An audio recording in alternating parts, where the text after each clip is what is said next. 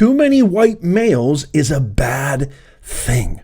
Never mind the fact that they have qualifications, that they have merit, that they have the skills to keep you and I safe in the air.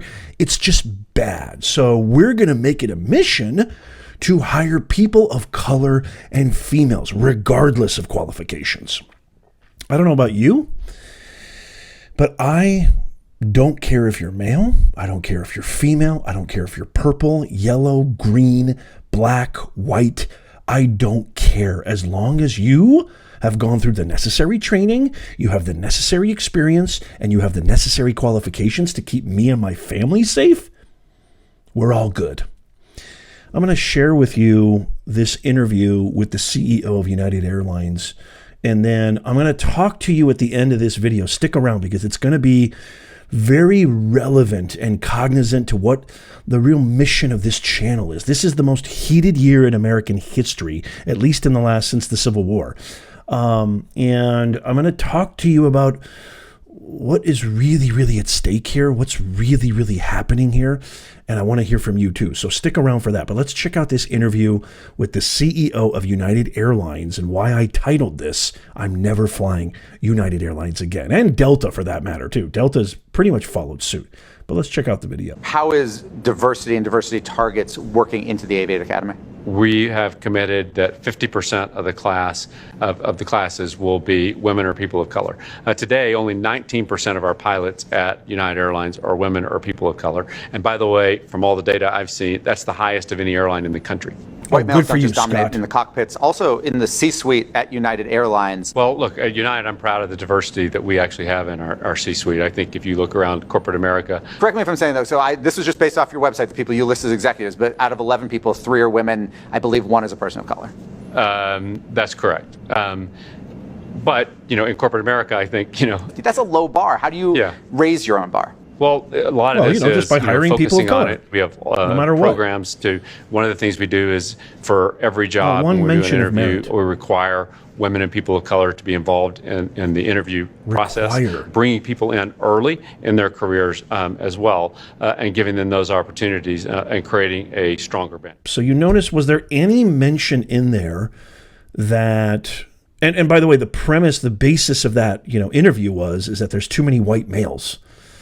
And I don't know when it became wrong to have too many white males. I don't understand this philosophy at all. I'm going to share another video too from Google's DEI Training Center, where they say that white supremacy or white male syndrome is white male anxiety is a catastrophe, is a pandemic in the United States here, which is just insane.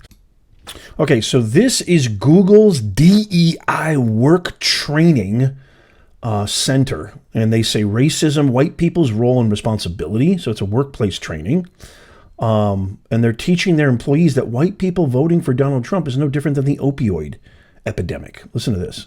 If you had been taught equality from the beginning, you wouldn't be flipping out, but that's how hegemonic dominance works. And so I think that's why it happens. And we have to be willing to talk about that, because it's really unhealthy. This white anxiety is a public health crisis in that regard. And that's why, not only we were talking in the other room a minute ago before we came in here, that it's not just the opioid crisis that we think about with folks killing themselves disproportionately, increasingly white working class folks who are, using heroin or using over-the-counter opioids, but they're political opioids. Turning to a candidate who says, "You vote for me and I will take away your pain. I will bring back those jobs. I will make your life better." This is living proof that eloquence is not synonymous with intelligence. This is what we call virtue signaling and talking like you're saying actually something, like Jon Stewart, but actually you're not saying anything and none of it makes sense. It's just fancy, soulless language that you looked up in the thesaurus and you've kind of concocted, but it means absolutely nothing. But people are fooled by this. What's scary? That's a form of an opiate as well. So we got to be honest about the dysfunctionality of and the real danger of the front lash, backlash, whatever we want to call it, even for the people who are, thinking they're going to benefit from it. Yeah. Means absolutely nothing. I mean, just means completely, absolutely nothing. Not one mention of, how are you going to raise the bar? I mean, you only have a couple women, you only have a couple of people of color on your board of the C-suite. I mean, never mind the cockpit. We're going to invade every facet of your company. Oh, well, what we're going to do is we're just going to make sure and require, not based on competency, not based on skills, not based on hard work and earning the status of being included in the interview HR process.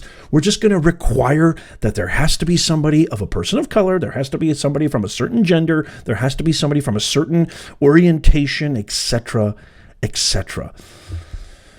Why? I mean, you might be saying, Nez, you're really kind of talking about this topic a lot.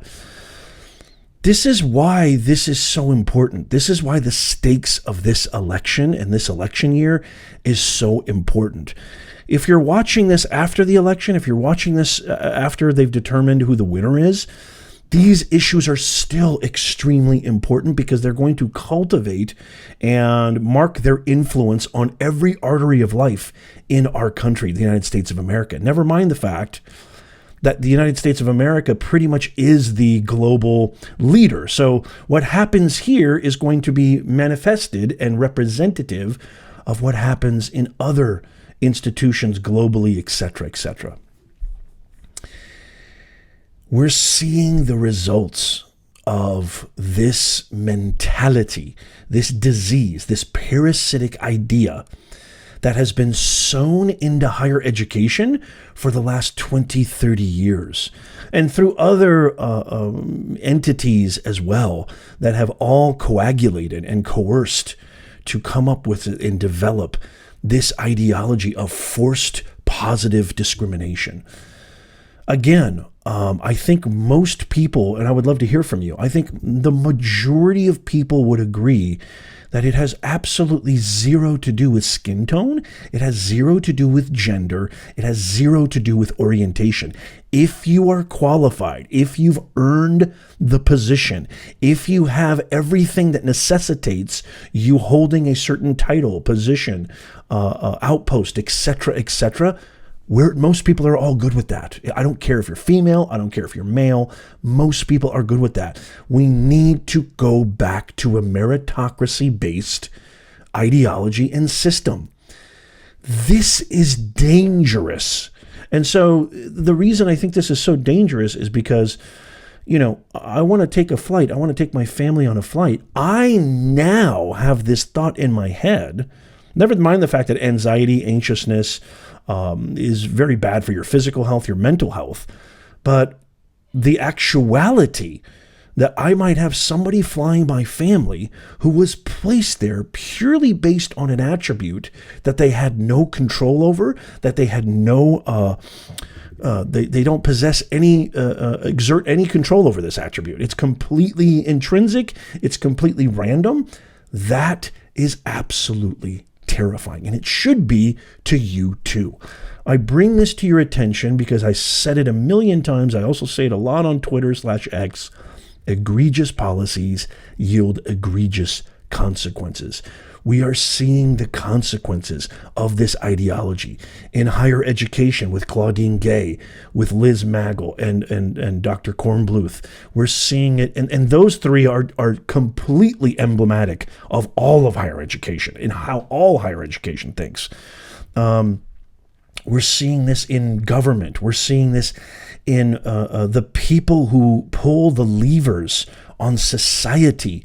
We're seeing what's happening with this scandal that's coming out, with the scandal that's coming out with, I forget the name of it, but you know what I'm talking about. Let me know in the comments. It's a new scandal of the nepotism between the senator and the DOJ. I mean, it's just absolutely awful. Mills, I think it is, Mills.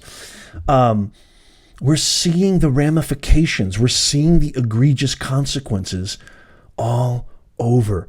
And this is terrifying. This is why my mission for this channel, I'm not conspiratorial. Most of you guys think that I'm conservative. I'm completely right, far leaning. Look, there are policies that I agree with that are, on this side, and there's policies I disagree with on that side. There's policies I agree with on the left and the right. It doesn't, to me, if it makes practical, pragmatic sense, if it's aligned with the principles and values of the founding documents and founding freedoms of our country, I'm all for it. And so, but this is This is catastrophic. This is catastrophic ideology. These are catastrophically bad ideas. And this is going to have an impact in the skies. It's going to have an impact on the safety. And we're going to see it. We're going to see it. It's going to manifest in so many ways. But it's going to be too late by then. It's going to be too late by then.